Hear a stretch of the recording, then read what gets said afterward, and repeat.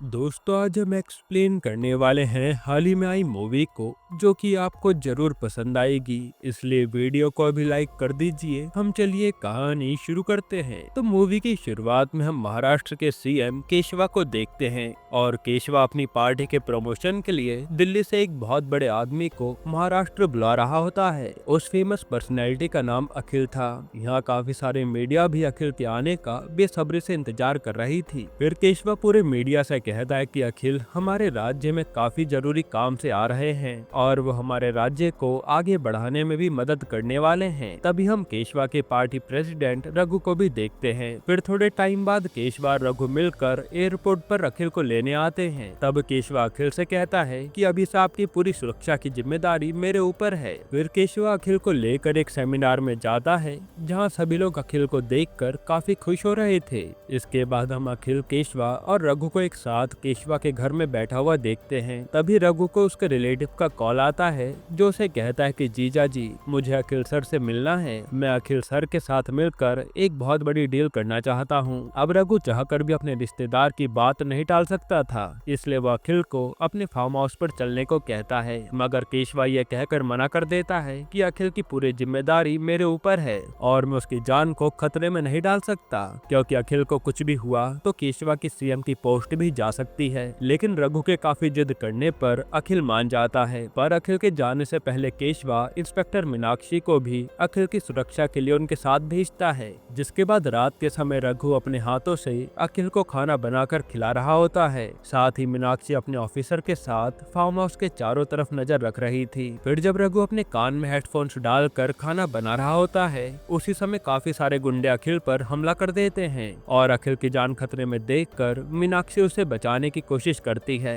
मगर काफी कोशिश करने के बाद भी वो गुंडे अखिल को किडनैप करके अपने साथ ले जा लेते हैं और मीनाक्षी चाहकर भी अखिल को बचा नहीं पाती। फिर अगले दिन अखिल के किडनैप होने की खबर जैसे ही केशवा को पता चलती है, तो वो रघु पर काफी ज्यादा भड़क जाता है, क्योंकि सिर्फ रघु की वजह से ही आज अखिल की जान खतरे में पड़ गई थी। तब केशवा सभी लोगों से कहता है कि अखिल के किडनैप होने की खबर किसी को भी पता नहीं चलनी चाहिए, वरना मुझे सीएम की पोस्ट से हटा दिया जाएगा। उसी समय केशवा को बिज्जू नाम के गुंडे का कॉल आता है, जो उसे कहता है कि अखिल को मैंने किडनैप कर रखा है। अगर तुम्हें अखिल जिंदा चाहिए तो तुम्हें मेरे बड़े भाई पप्पा पांडे को सेंट्रल जेल से आजाद करना होगा। तब मीनाक्षी बिज्जू के बारे में इंफॉर्मेशन निकालती है और उन्हें पता चलता है कि बिज्जू और पप्पा पांडे बहुत बड़े गैंगस्टर हैं, जो पैसा लेकर लोगों का मर्डर किया करते हैं। पप्पा और बिज्जू गैंग के दुश्मन का नाम छोटा और बिल्लू गैंग था और कुछ समय पहले पुलिस ने पप्पा पांडे को पकड़कर जेल में डाल दिया था। ये सुनने के बाद केशवा सेंट्रल जेल के जेलर जॉर्ज को अपने पास बुलाता है और कहता है कि तुम्हें पप्पा पांडे को जेल से आजाद करना होगा। उसके बदले में मैं तुम्हें काफी सारे पैसे दूंगा।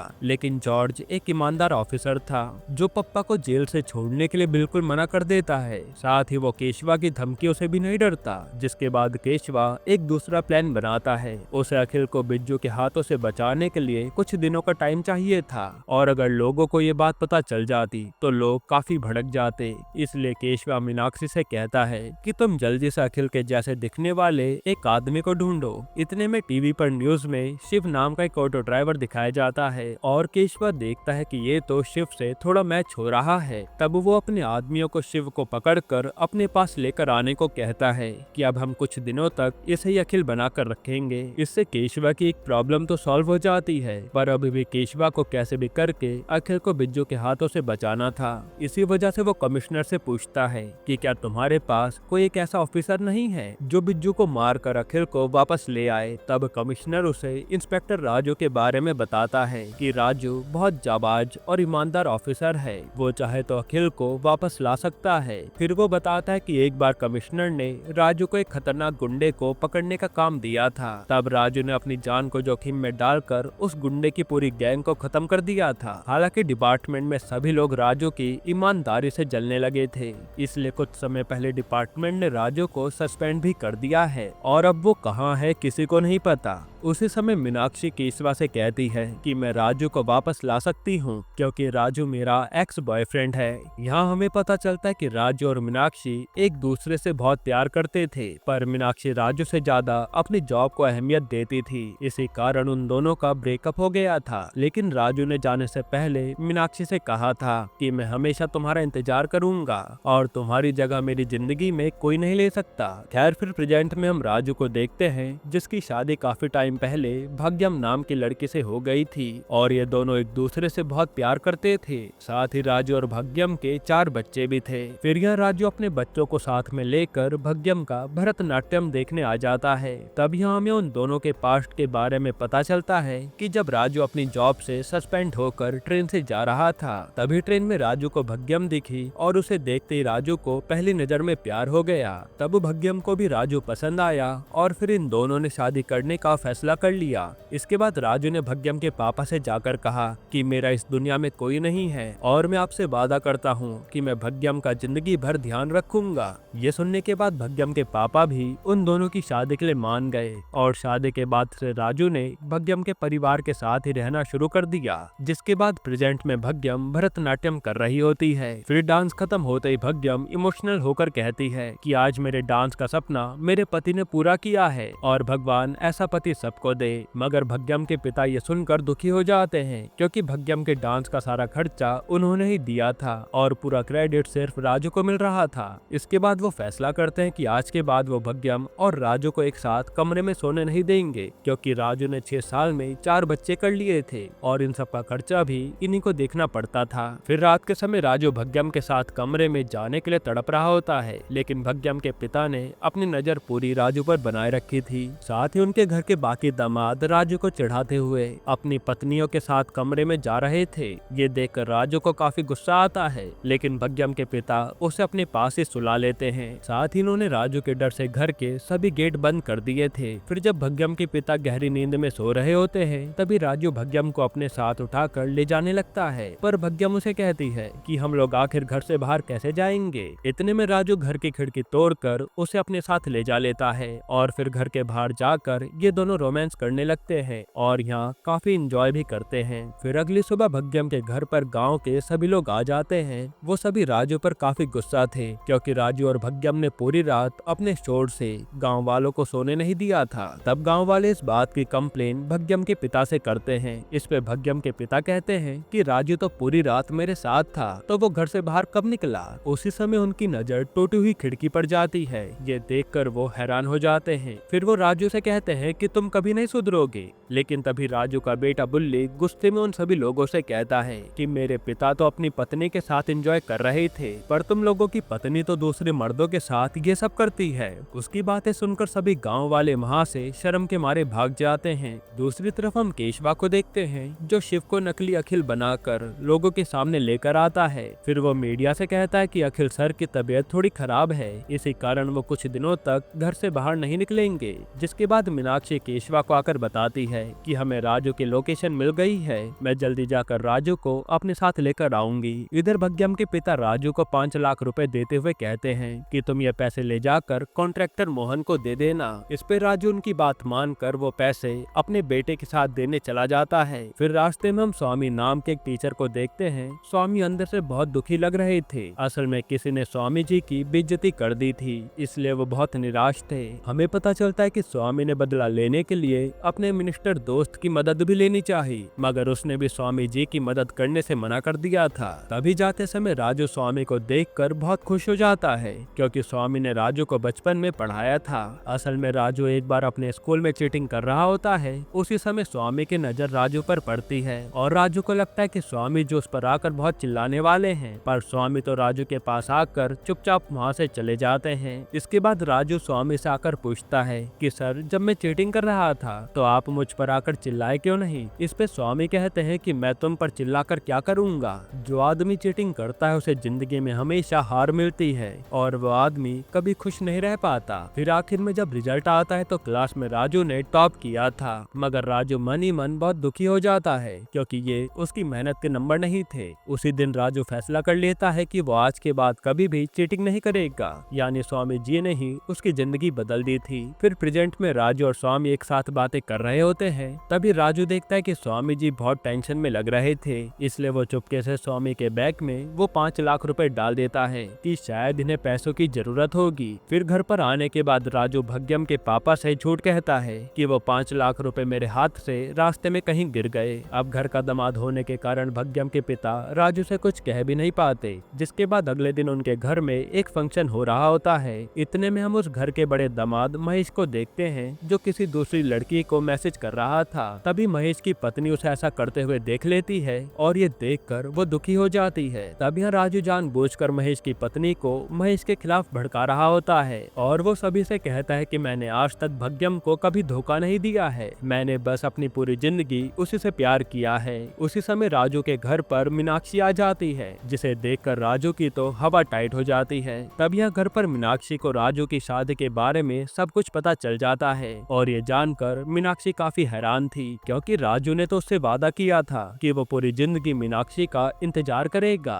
तब मीनाक्षी सभी को बता देती है कि कई साल पहले राजू और मैं रिलेशनशिप में थे और भग्यम ये सुनते ही काफी ज्यादा दुखी हो जाती है। वो राजू से कहते कि आपने मुझसे झूठ कहा था कि आपकी कोई गर्लफ्रेंड नहीं थी। फिर वो राजू से उसके पास्ट के बारे में पूछती है कि आज मुझे सब सच जानना है। इस पे राजू से बताता है कि हम पुलिस ट्रेनिंग के दौरान मिले थे, जिसके बाद धीरे धीरे राजू और मीनाक्षी के बीच में प्यार हुआ और ये दोनों जल्दी शादी करने का फैसला भी करते हैं। लेकिन शादी से पहले इन दोनों का ब्रेकअप हो गया था। फिर राजू की पूरी कहानी सुनने के बाद भग्यम काफी हैरान हो जाती है। जिसके बाद मीनाक्षी राजू से कहती है कि मैं यहाँ तुम्हारी मदद मांगने आई हूँ, हमें बिज्जू के हाथों से अखिल को बचाना है। तब राजू भी उसकी बात मानकर सीएम की मदद करने के लिए मान जाता है। फिर राजू भग्यम से जाकर कहता है कि मैं कुछ दिनों के लिए एक मिशन पर मीनाक्षी के साथ जा रहा हूँ, मगर तभी भग्यम उसे ये कहकर मना कर देती है कि मैं अपने पति को किसी दूसरी औरत के साथ अकेले नहीं भेज सकती, क्योंकि भग्यम को अभी भी राजू के कैरेक्टर पर शक था। तब मीनाक्षी भग्यम की बात केशवा से कराती है। तब केशवा भग्यम से कहता है कि हमें राजू की अभी बहुत जरूरत है, अगर राजू ने अखिल को नहीं बचाया तो मेरी कुर्सी हमेशा के लिए चली जाएगी। तब केशवा की ऐसी हालत देखकर भग्यम राजू को भेजने के लिए तैयार हो जाती है, मगर उसकी एक शर्त थी कि मैं भी राजू के साथ मिशन पर जाऊंगी। यहाँ भग्यम के साथ साथ बुल्ली और भग्यम के पिता भी आने के लिए कह रहे होते हैं। तब मीनाक्षी को ना चाहते हुए भी उन सभी को अपने साथ लेकर जाना पड़ता है। इसके बाद ये लोग केशवा के यहाँ आते हैं और केशवा भी राजू को देखकर खुश हो जाता है कि अभी अखिल को बचा लेगा। दूसरी तरफ हम बिज्जू को देखते हैं। बिज्जू अपने लोगों के साथ मिलकर बिल्लू पर हमला कर देता है और इस लड़ाई में बिज्जू बिल्लू को जान से मार डालता है। यहाँ केशवा राजू से कहता है कि मुझे तुम्हारे ऊपर पूरा यकीन है, तुम सबसे जाबाज ऑफिसर हो जो अखिल को बचा लेगा। तब राजू भी केशवा की बातों में आकर जोश जोश में उसे सल्यूट मारता है, लेकिन तभी उसकी कमर में मोच आ जाती है क्योंकि अब वो पहले की तरह फुर्तीला नहीं रहा। ये सब देखने के बाद केशवा के अरमानों पर पानी फिर जाता है और वो सोचने लगता है कि क्या राजू अखिल को बचाकर ला भी पाएगा। जिसके बाद सबसे पहले वो राजू के लिए डॉक्टर को बुलाता है। तब चेकअप करने पर पता चलता है कि राजू का शरीर पूरी तरह से अनफिट था, जो किसी भी मिशन पर जाने के लायक नहीं बचा था। तब अंदर ही अंदर केशवा टेंशन से मरा जा रहा होता है, लेकिन इसके बावजूद वो राजू को मिशन पर भेजने के लिए तैयार हो जाता है। उसी समय केशवा को बिल्लू का कॉल आता है जो उसे कहता है कि अगर तुमने जल्दी मेरे भाई को जेल से आजाद नहीं किया तो अखिल की लाश तुम्हें रोड पर मिलेगी। उसकी धमकी सुनने के बाद केशवा की हालत और खराब हो जाती है। इसके बाद राजू अपना दिमाग चलाता है और सबसे कहता है कि हमें कैसे भी पप्पा को जेल से बाहर लाना होगा, तभी हम लोग जॉर्ज के चंगुल से पप्पा को निकाल सकते हैं। फिर अगले दिन सेंट्रल जेल में कुछ कैदी पप्पा पर हमला कर देते हैं और वो पप्पा को बहुत मारते हैं। असल में ये सब सीएम ने ही करवाया था, इसलिए जॉर्ज पप्पा को जल्दी से इलाज के लिए हॉस्पिटल लेकर जाता है। साथ ही रास्ते में जॉर्ज अपने ऑफिसर से कहता है कि हॉस्पिटल में हमें कड़ी निगरानी रखनी होगी, क्योंकि क्या पता पप्पा के आदमी उसे बचाने आ जाएं। फिर हम राजू को देखते हैं जो भग्यम और मीनाक्षी के साथ हॉस्पिटल में डॉक्टर बन के आ गया था ताकि वो लोग पप्पा को यहाँ से निकाल सके। फिर ये लोग पप्पा का इलाज करने के लिए उसे ऑपरेशन थिएटर में लेकर जाते हैं और यहाँ राजू पप्पा से कहता है कि हम लोग यहाँ तुम्हें बचाने आए हैं। तब पप्पा भी उनकी बात मान जाता है। फिर राजू जॉर्ज को ऐसे दिखाता है कि पप्पा के लोग कभी भी हॉस्पिटल में हमला कर सकते हैं और गुंडों के हमला करने से पहले उन्हें पप्पा को दूसरे हॉस्पिटल में लेकर जाना होगा। फिर यहाँ से जाते समय हॉस्पिटल में फायरिंग की आवाजें आने लगती हैं, जो सुनते ही जॉर्ज उन सभी को हॉस्पिटल के बाहर भेज देता है और खुद जॉर्ज अपनी टीम के साथ उस आवाज की तरफ जाता जाता है। तब वहाँ जाकर पता चलता है कि वो फायरिंग की आवाजें तो स्पीकर से आ रही थी। ये देखकर जॉर्ज जल्दी से हॉस्पिटल के बाहर आता है, पर वहाँ से ये लोग जा चुके थे। दूसरी तरफ केशवा और रघु पप्पा के आजाद होने पर काफी ज्यादा खुश हो जाते हैं, जिसके बाद राजू और सभी लोग पप्पा को लेकर कार से जा रहे होते हैं और रास्ते में राजू पप्पा की बात बिज्जू से कराता है। तब पप्पा को आजाद देखकर बिज्जू काफी ज्यादा खुश हो जाता है और वो उन्हें कहता है कि मैं तुम्हें एक लोकेशन भेज रहा हूँ, तुम लोग पप्पा को लेकर वहाँ आ जाओ। इसके बाद हम भग्यम को एक जगह पर काफी निराश बैठा हुआ देखते हैं। इतने में राजू आकर उससे पूछता है कि आखिर तुम निराश क्यों हो। इस पे भग्यम उसे कहती है कि मैं मीनाक्षी के साथ आपको नहीं देख सकती, मीनाक्षी जानबूझकर आपके पास आने की कोशिश कर रही है। तब राजू भग्यम को खुश करने के लिए उसके सामने मीनाक्षी की बुराई करने लगता है, पर पीछे से मीनाक्षी उसकी सारी बातें सुन रही थी और यहाँ फिर राजू मीनाक्षी को भी मनाने लगता है। फिर थोड़ी देर बाद भग्यम सबके लिए खाना बना कर लाती है, साथ ही वो पप्पा को भी खाना खाने के लिए देती है, मगर पप्पा तो वो खाना खाने से मना कर रहा था। तब भग्यम जबरदस्ती उसको खाना खाने के लिए कहती है। इसी बीच गलती से पप्पा को धक्का लगता है और वे बड़े से पहाड़ से नीचे रोड पर गिर जाता है। इतनी ऊंचाई से गिरने पर पप्पा की हालत खराब हो जाती है। तभी एक बस तेजी से आकर पप्पा को उड़ा देती है और इस एक्सीडेंट में उसकी मौत हो जाती है। अब पप्पा को मरा हुआ देखकर सबके पैरों तले जमीन खिसक जाती है और मीनाक्षी और राजू भी इस बात को लेकर भग्यम पर गुस्सा कर रहे थे। उन्हें इस बात का डर था कि अगर ये बात बिज्जू को पता चली तो वो अखिल को मार देगा, जिसके बाद वो लोग ये बात केशवा को बताते हैं और ये जानकर उसके भी होश उड़ जाते हैं। फिर केशवा उन्हें कहता है कि तुम लोग उसकी बॉडी लेकर यहाँ से चले जाओ, क्योंकि जॉर्ज तुम्हारा पीछा करते हुए वहीं आ रहा है। ये सुनते ही वो लोग पप्पा की लाश लेकर दूसरी गाड़ी से चले जाते हैं। फिर कुछ देर बाद जॉर्ज को रास्ते पर उनकी वैन मिलती है, मगर जॉर्ज के आने से पहले तो वो सब लोग चले गए थे। तब जॉर्ज अपने ऑफिसर से कहता है कि हमें जल्दी से उनका पता लगाना होगा, वरना वो लोग पप्पा को बिज्जू के हाथों में सौंप देंगे। दूसरी तरफ राजू को एक अच्छा आइडिया आता है। वो पप्पा के हाथ पैर एक पतली रस्सी से बांध देता है और उस रस्सी से पप्पा के शरीर को पूरी तरह से कंट्रोल करने लगता है, जिसके बाद वो लोग बिज्जू को वीडियो कॉल पर पप्पा को दिखाते हैं। तब वीडियो कॉल पर बिज्जू को लगता है कि पप्पा पूरी तरह से सही सलामत है और यहाँ राजू का आइडिया काम कर जाता है। इसके बाद हम देखते हैं कि मीनाक्षी भग्यम को जलाने के लिए राजू के करीब जाने की कोशिश करती है, जिससे भग्यम को काफी गुस्सा आ रहा था और यहाँ इन दोनों की लड़ाई के बीच में राजू पिस रहा था, पर राजू चाहकर भी कुछ नहीं कर सकता था। फिर राजू और बाकी लोग एक ढाबे पर बैठकर खाना खा रहे होते हैं। तभी वहाँ जॉर्ज अपने ऑफिसर के साथ आ जाता है और उसे राजू और उसके लोगों पर शक होने लगता है। हालांकि यहाँ वो राजू को पहचान नहीं पाता। साथ ही राजू ने पप्पा का भी गेटअप चेंज कर दिया था। उसी समय ऑफिसर जॉर्ज से आकर कहते हैं कि कुछ ही देर में हमारे पास उन नकली डॉक्टर्स की फोटो आ जाएगी और फिर हम लोग उन्हें पकड़ पाएंगे। ये सुनने के बाद तो राजू काफी घबरा जाता है। फिर तभी राजू पप्पा को एकदम से गिरा देता है और कहता है कि ये मेरे रिश्तेदार हैं जिन्हें कभी भी चक्कर आ जाता है। इस पर जॉर्ज कहता है कि तुम्हें अपने रिश्तेदार को जल्दी से हॉस्पिटल लेकर जाना चाहिए, वरना इनकी हालत और खराब हो जाएगी। तब राजू और उसके साथी पप्पा को लेकर जल्दी से कार में चले जाते हैं। इसके बाद रास्ते में छोटा के आदमी पप्पा को देख लेते हैं और वो लोग ये बात कॉल करके छोटा को बता देते हैं। फिर थोड़े टाइम बाद ऑफिसर आकर जॉर्ज को वही फोटो दिखाते हैं, जो देखकर जॉर्ज हैरान था, क्योंकि ये फोटो तो इन्हीं की थी जिन्हें जॉर्ज ने जाने दिया। तब जॉर्ज समझ जाता है कि राजू ने उसे 2 बार उल्लू बनाया है, जिसके बाद वो गुस्से में राजू को हर जगह ढूंढने लगता है। दूसरी तरफ केशवा के पास काफी कम समय बचा था, क्योंकि केशवा को अखिल को जल्दी से जल्दी दिल्ली वापस भेजना था। फिर हम बिज्जू को देखते हैं। छोटा बिज्जू को कॉल करके कहता है कि मुझे तुम्हारे भाई के बारे में पता चल गया है और मैं अब उसे जिंदा नहीं छोड़ूंगा। ये सुनकर बिज्जू काफी डर जाता है और वो छोटा से अपने भाई की जान बचाने के लिए पंकज नाम के एक आदमी को राजू के पास भेजता है। इसके बाद हम देखते हैं कि पंकज अपने गुंडों के साथ पप्पा की रक्षा कर रहा होता है, मगर तभी वहाँ पर भी भग्यम और मीनाक्षी एक दूसरे से लड़ने लगती हैं, जिसमें मीनाक्षी भग्यम से कहती है कि तुम्हारी वजह से आज पप्पा की जान चली गई और इस कारण हम सब परेशान हो रखे हैं। तब ये बात पंकज के कुछ आदमी सुन लेते हैं, लेकिन जब तक वह पंकज से जाकर कहते उससे पहले राजू उन्हें मार डालता है। इसके बाद पंकज राजू के पास आता है तो उधर वो अपने आदमियों को मरा हुआ देखकर कुछ समझ नहीं पाता। तब बचने के लिए राजू पंकज से कहता है कि तुम्हारे आदमियों को छोटा के लोगों ने मारा है और उतनी ही देर में सच में छोटा के आदमी पंकज पर हमला कर देते हैं और इस लड़ाई में पंकज और छोटा दोनों ही लड़ते लड़ते मारे जाते हैं। फिर कुछ समय बाद बिज्जू भी राजू के पास पहुंच जाता है, जो वहाँ अपने भाई को मरा हुआ देखकर काफी गुस्से में आ जाता है। तब राजू बिज्जू से कहता है कि तुम्हारे भाई को छोटा ने मारा था और पप्पा ने मरते मरते कहा भी था कि तुम अखिल को सही सलामत छोड़ देना। तब बिज्जू अपने भाई की आखिरी ख्वाहिश पूरी करने के लिए अखिल को राजू के हवाले कर देता है, पर इतने में जॉर्ज आकर बिज्जू से कहता है कि तुम्हारे भाई को किसी और ने नहीं बल्कि इसी राजू ने मारा है। ये सुनते बिज्जू राजू को जान से मारने वाला होता है, लेकिन राजू अपने दिमाग का इस्तेमाल करते हुए बिज्जू से कहता है कि जॉर्ज सर, आपने क्या प्लान बनाया है? आप बिज्जू को भी अपनी बातों में बहलाकर उसे भी भगवान के पास पहुंचाना चाहते हो ना? इस पे जॉर्ज बिज्जू से कहता है कि राजू तुमसे झूठ कह रहा है। तब बिज्जू सोच में पड़ जाता है कि आखिर उसे किसकी बात माननी चाहिए। तभी छोटा एकदम खड़ा होकर बिल्लू का गला पकड़ लेता है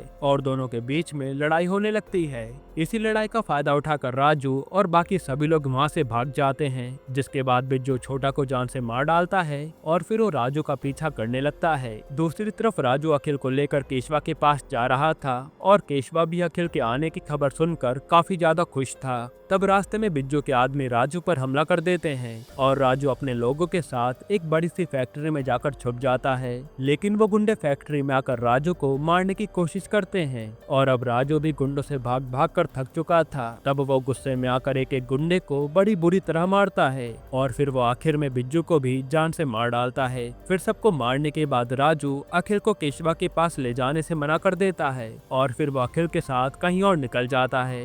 ये सब जब केशवा को पता चलता है तो उसके होश उड़ जाते हैं। तब वो उसे कॉल करके पूछता है कि आखिर तुम अखिल को अपने साथ क्यों लेकर गए हो? इस पे राजू से कहता कि मैं अखिल को तब छोड़ूंगा जब आप मेरा एक काम करोगे। राजू से बताता है कि कुछ महीनों पहले मेरे टीचर स्वामी जी को इलेक्शन ऑफिस के बाहर एक पांडु नाम के एमएलए ने बहुत बेइज्जत किया था। स्वामी जी ने सिर्फ पांडु को लाइन में लगकर इलेक्शन ऑफिस में जाने को कहा था, पर पांडु ने उसे अपनी बेइज्जती समझकर स्वामी जी को नौकरी से निकलवा दिया और उन पर यह आरोप भी लगाया कि इन्होंने स्कूल में एक औरत के साथ दुष्कर्म किया है। इसलिए राजू अपने टीचर का सम्मान वापस दिलाना चाहता था और उस एमएलए को सबक भी सिखाना चाहता था। तब ये सब सुनने के बाद केशवा रघु से कहता है कि तुम पांडु को स्वामी जी से सबके सामने माफी मांगने को कहो। असल में पांडु रघु का ससुर था। तब रघु की बात मानकर पांडु सबके सामने स्वामी जी से माफी मांगता है और सच्चाई भी बता देता है कि मैंने ही उस औरत को वहाँ भेजा था। तब स्वामी जी को उनका खोया हुआ सम्मान मिल जाता है। फिर अखिल को वापस दिल्ली भेजने के बाद केशवा को चैन की सांस आती है, जिसके बाद हम राजू को देखते हैं। यहाँ मीनाक्षी भी राजू के साथ रहने उनके घर में आ गई थी। इसी बात को लेकर दोबारा मीनाक्षी और भग्यम के बीच में लड़ाई होने लगती है और आखिर में राजू फिर से उन दोनों के बीच में फंस गया था। यहीं पर ये मूवी खत्म होती है। दोस्तों, आपको ये मूवी कैसी लगी हमें कमेंट में जरूर बताइएगा।